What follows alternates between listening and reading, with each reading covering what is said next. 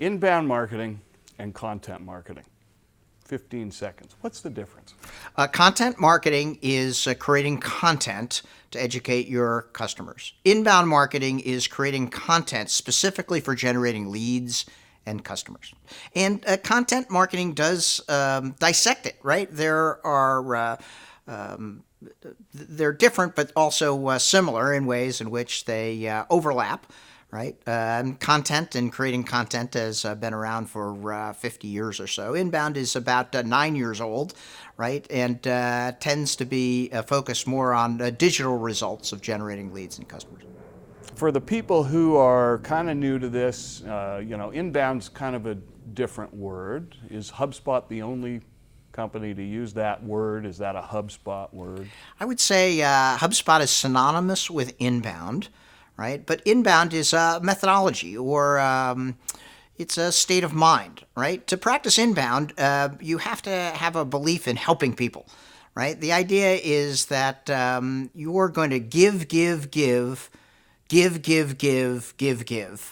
and educate people, not based on the size of your wallet, but based on the expertise that you have, right? The underlying foundation of inbound is creating personas and helping people solve their problems, right? And so over the last 9 years, the people who've gravitated towards inbound tend to be very nice and tend to be a little less pushy than kind of traditional salespeople. And the idea is that you start blogging, right, using specific keywords, and you push your blog out, not to tell people about what you do or how you do it, but to help them solve their problems.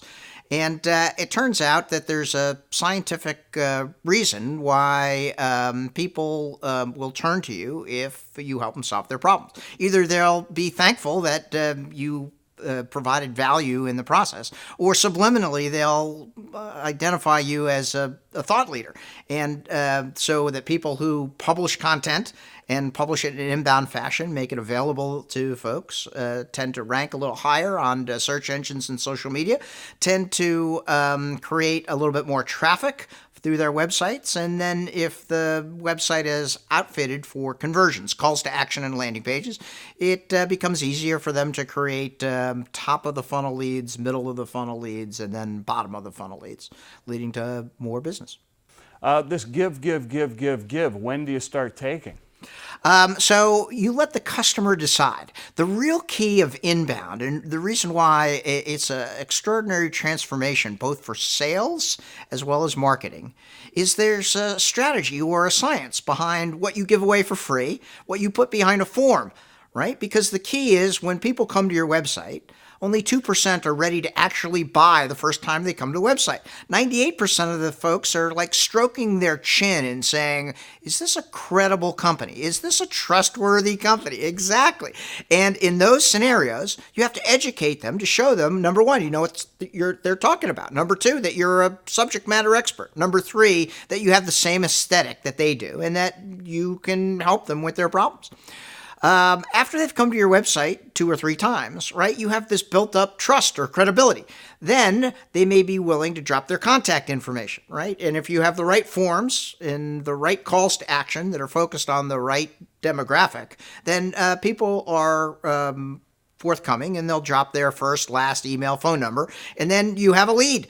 Right? And that's not necessarily somebody you want to pick up the phone and call, but it's somebody who you might want to drip emails to over time to bring them back to the website a few more times. After they've been on your website for 8 or 9 times, now it's a good time to pick up the phone and perhaps connect with them, find out what they were looking for help with, and see if they're interested in potentially hiring you to help them solve their problems.